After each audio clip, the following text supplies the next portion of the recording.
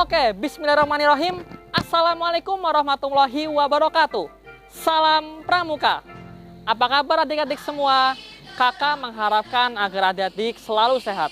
Tentu dengan apa? Yaitu dengan selalu menerapkan protokol kesehatan. Karena mencegah lebih baik daripada mengobati ya. Oke, kembali lagi bersama kakak yaitu Kak Dani. Kita sudah lama tidak bertemu dan akhirnya kita bisa kembali di channel YouTube Pramuka MTSN 1 Serang. Oke, kakak di sini meskipun kita dalam keadaan pandemi, tentu harus semangat ya teman-teman. Apalagi sekarang kita sudah memasuki bulan suci Ramadan. Tentu kakak pertama ingin mengucapkan selamat menunaikan ibadah puasa Ramadan kepada adik-adik. Dan semoga apa yang dilakukan oleh kita mendapatkan pahala oleh Allah Subhanahu wa Ta'ala. Tidak boleh letih, tidak boleh hilang semangat. Meskipun dalam kondisi puasa, kita akan tetap menjalani rutinitas kita, yaitu materi. Materi pada hari ini kakak akan menyampaikan tentang kiat-kiat amalan di bulan suci Ramadan. Oke, adik-adik mungkin semuanya sudah pada tahu mengenai bulan Ramadan. Ya, benar. Bulan Ramadan merupakan bulan yang istimewa ya bagi setiap umat muslim.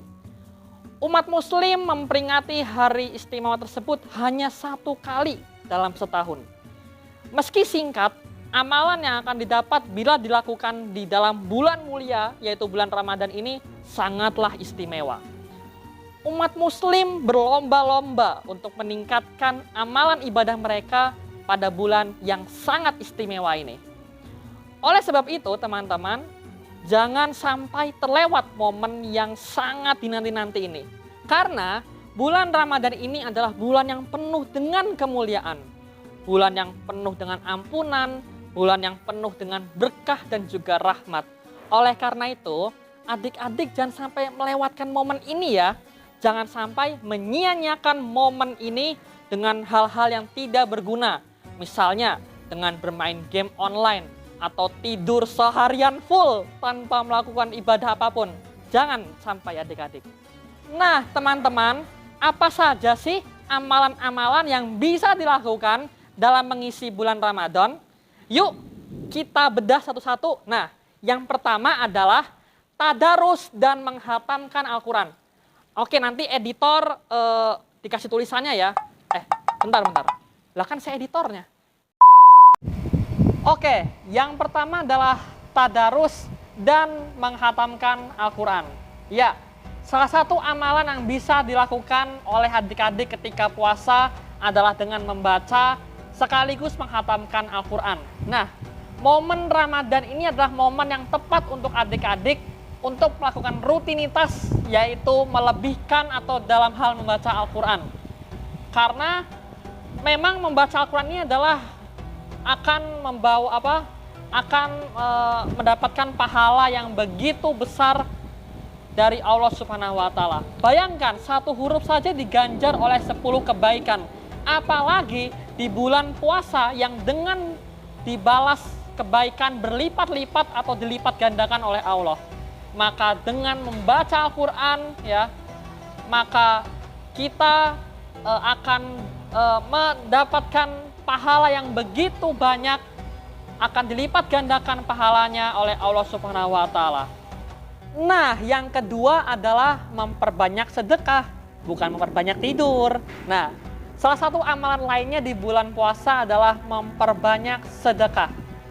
Rasulullah SAW merupakan orang yang paling dermawan di antara manusia lainnya. Bahkan di dalam riwayat hadis itu beliau semakin dermawan ketika di bulan suci Ramadan. Nah, oleh sebab itu sebagai umat Islam, sebagai muslim, kita tentu harus mencontoh beliau sebagai uswatun hasanah. Nah, caranya dengan apa? Dengan memperbanyak sedekah, baik untuk kepentingan fisabilillah maupun untuk kaum duafa serta fakir miskin. Nah, salah satu bentuk sedekah yang dianjurkan selama Ramadan adalah memberikan hidangan berbuka puasa. Oke, jadi dengan memberikan sedekah kita juga bisa membantu orang lain.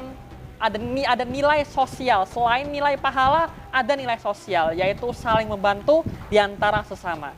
Oke, selanjutnya ibadah yang bisa dilakukan oleh adik-adik ketika menyambut bulan suci Ramadan adalah sholat tarawih. Sholat tarawih adalah ibadah sunnah yang merupakan ibadah yang khas. Kenapa? Karena ibadah ini hanya dilakukan pada bulan suci Ramadan. Ibadah ini menjadi salah satu amalan yang akan mendatangkan pahala yang berlipat-lipat ganda. Maka dari itu, sebagai muslim, kita tentu disunahkan untuk menjalankan sholat sunnah tarawih. Untuk apa? Untuk memperoleh pahala, sekaligus memperoleh ridho dari Allah Subhanahu wa Ta'ala. Dan jangan lupa untuk melaksanakan sholat wajib 5 waktu. Karena sholat 5 waktu adalah tiang agama. Jangan sampai puasa tapi nggak sholat wajib 5 waktu. Oke, selanjutnya adalah i'tikaf. I'tikaf secara bahasanya berdiam diri. Nah, i'tikaf adalah salah satu amalan di bulan Ramadan yang tentunya akan mendatangkan pahala juga. Karena dengan i'tikaf kita mendekatkan diri kepada Allah Subhanahu wa Ta'ala. Nah, ibadah i'tikaf ini dilakukan di masjid pada saat bulan Ramadan. Pada sebuah hadis disebutkan bahwa Rasulullah SAW selalu beriktikaf pada 10 hari terakhir di bulan Ramadan. Menurut ulama memang ibadah iktikaf ini hukumnya adalah sunnah. Namun sekali lagi teman-teman, karena ini adalah bulan suci Ramadan, tentunya iktikaf akan mendatangkan pahala yang berlipat-lipat ganda, apalagi dilaksanakan pada 10 hari 10 hari terakhir di bulan suci Ramadan. Oke, setelah iktikaf, ibadah atau amalan selanjutnya yang bisa dilakukan di bulan suci Ramadan adalah memperbanyak zikir. Zikir secara bahasa artinya adalah mengingat. Mengingat siapa? Yaitu mengingat Allah Subhanahu wa Ta'ala.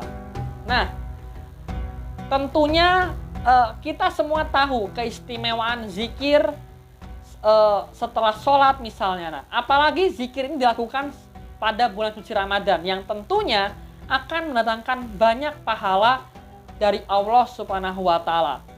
Ada juga waktu-waktu terbaik misalnya untuk berzikir.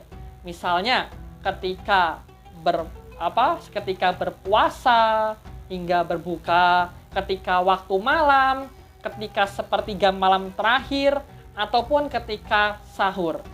Zikir akan mendatangkan pahala bagi yang membacanya.